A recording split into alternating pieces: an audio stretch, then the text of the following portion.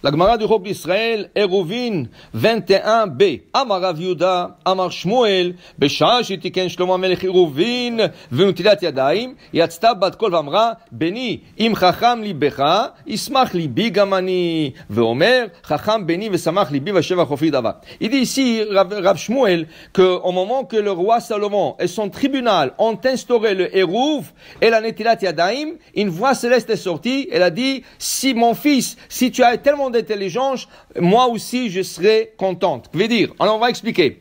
Rashi explique, Eruvin, Eruv Chatzerot.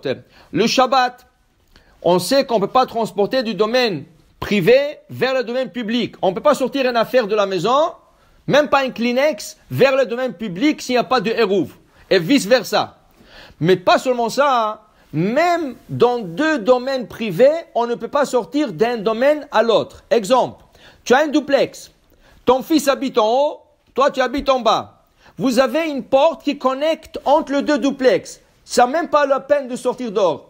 Dans le duplex lui-même, il y a comme une porte qui connecte la maison d'en bas avec la maison d'en haut.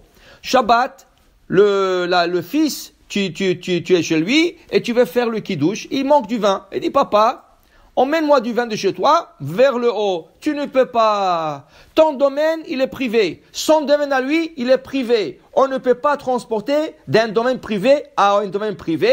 Pourquoi? Parce que du peur que demain, tu vas sortir du domaine privé au domaine public. Alors, qu'est-ce qu'il faut faire dans cela? Pas le Eruv. Il faut faire Eruv Chatzerot. Un différent type de Eruv.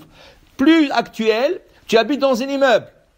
Sur chaque étage, il y a comme 20 appartements, 30 appartements. Tu ne peux pas transporter d'un appartement à un autre, même dans le même étage. Tu vas dans un hôtel et tu as une chambre, et la chambre juste à côté, c'est ton fils ou n'importe qui, ton ami. Tu ne peux pas sortir le Shabbat d'un domaine à l'autre, d'un appartement à l'autre. C'est ça, d'une chambre à une autre. Qu'est-ce qu'il faut faire? Eruv Chatzerot. Qu'est-ce que c'est Eruv Chatzerot? On doit associer tout le monde. Comment tu associes tout le monde? Par le manger. Tout le monde est censé par le manger. Qu'est-ce que tu fais? Tu prends quelque chose qui va rester longtemps, comme une boîte de matzah. Pourquoi qui va rester longtemps? Pour ne pas le refaire chaque semaine. Tu prends une boîte de matzah. Tu prends une boîte de thon et vous le faites une bracha. Baruch ata Hashem Elokeinu melech haolam asher kedeshanu mitzvotav v'tzvanu al mitzvat Eruv Chatzerot. Eruv Chatzerot, ça veut dire qu'on combine toutes les cours, toutes les maisons, tous les appartements, toutes les chambres ensemble. Une fois que tu as fait cette bracha, tu prends la boîte de matzah, tu prends la boîte du thon, tu la gardes dans un placard. Et là, tout le Shabbat, si tu ne sors pas dans le domaine public, sur l'étage lui-même ou dans le duplex lui-même, tu peux sortir d'un endroit, d'une place à une autre place. Surtout, quand on va dans un Shabbaton, okay? Alors comme on mange tous dans le même salle de manger, on n'a pas besoin de le faire. Pas besoin de le faire. Mais si tu as un immeuble et il y a des Juifs qui habitent sur l'étage, tu as besoin de le faire. Maintenant, le problème, quand tu associes un étage, il faut que tu associes tout le monde sur l'étage. Tu ne peux pas faire, s'il y a 20 appartements sur l'étage, tu ne peux pas faire un Eruv pour 2 appartements. Tu as besoin d'associer tous les appartements sur l'étage. Mais il y a des goïms. Il y a sur 20 appartements, peut-être il y a 5 Juifs, 10 Juifs. Tout le reste, c'est des goïms. Comment je peux les associer à eux?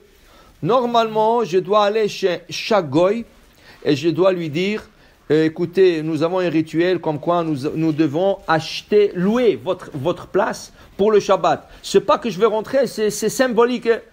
Il y a des goïms qui vont te dire oui, il y a des goïms qui vont te dire non, qu'est-ce que tu veux de moi? Laisse-moi tranquille. Plus facile que ça, qu'est-ce qu'on fait? Tu vas chez le concierge. Le concierge, il a le master, la clé master. Ça veut dire qu'il peut rentrer dans n'importe quel appartement. Lui qui a l'accès par tous les appartements, tu vas chez lui, tu lui dis, écoute, je te donne, voilà, $10 pour l'année, et moi je loue tous les appartements pour tout le Shabbat de l'année. Okay? C'est pas que je vais rentrer, mais j'ai la possibilité d'accès. Une fois qu'il t'a dit oui, tu lui donnes le $10 à lui, et là tu fais ton Eruv, et là tu peux transporter dans tout l'immeuble. D'un étage à l'autre. D'un appartement à l'autre. Pourquoi? Parce que tout l'immeuble est devenu maintenant associé par la boîte de matzah avec la boîte du thon. Okay? Ça, c'est le Hérouv qui dit Shmuel, qui sait qu'il a instauré Shlomo HaMelech. Shlomo HaMelech, en son tribunal, a instauré ça. Deuxième instauration, Netilat Yadayim. Avant, pour manger du pain, que le Kohanim se lavait les mains. Pourquoi? Parce que le Kohanim, il mangeait le pain sacré qui s'appelle Teruma. Alors eux, avant de manger le pain, ils doivent se laver les mains, faire la bracha, et là, ils s'assoient à manger leur pain sacré, qu'on appelle la Teruma. Okay? Quand la femme pétrit un challah, oui, la femme fait la challah. Elle prélève un morceau. Comment s'appelle le morceau? Teruma. Ça, c'est le morceau qui est allé chez le Kohen. Ça, c'est le morceau que le Kohen peut manger. Aujourd'hui, que le Kohanim ne sont pas purs, on doit le brûler.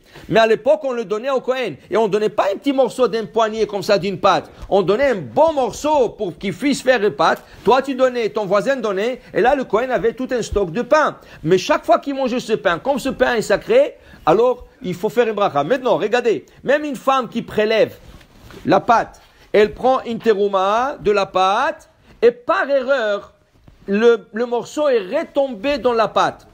Et après, elle a oublié, elle a tout mélangé ensemble. Toute la pâte, mettons, est interdite parce qu'il y a le morceau sacré qui est mélangé dedans. Top. Bekitsour, qui c'est qui mangeait la terouma? Qui c'est qui faisait Netilat Yadayim pour manger la terouma? Que le Kohanim. Vient Shlomo HaMelech et il voit à travers le temps qu'il y aura un temps dans le futur où il y a beaucoup de Kohanim qui vont se perdre. Okay? Qui veut dire quoi? Beaucoup de Kohanim vont perdre la lignée, ils vont oublier qu'ils sont Kohen. Okay? Il y a beaucoup qui ne savent pas qu'ils sont Kohen, ou qui sont Kohen, ou ils ne sont pas top. Aussi, quand le Beth Amikdash il a vu que le Beth Amikdash va être détruit. Il a vu qu'un jour que le temple que lui va construire va être détruit. Maintenant, ils vont partir en exil de Babylone. À 70 ans, ils vont revenir. Mais le Kohanim, s'ils ne sont pas habitués de faire le Netilat Yadayim, s'ils mangent la terouma, chayav mita.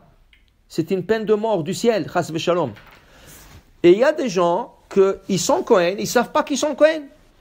Maintenant, qu'est-ce qu'il voulait faire le roi Salomon et son tribunal? Il voulait habituer tout le Ham Israël à faire le Netilat Yadayim. En cas où que tu es Kohen, il n'y aura pas d'erreur. Alors qu'est-ce qu'il a fait? Il a instauré Netilat Yadayim, tout le monde. N'importe qui mange du pain, mais c'est du pain de la béquerie, c'est pas du pain sacré, mais c'est une habitude. Tu t'habitues de te laver les mains avant de manger le pain.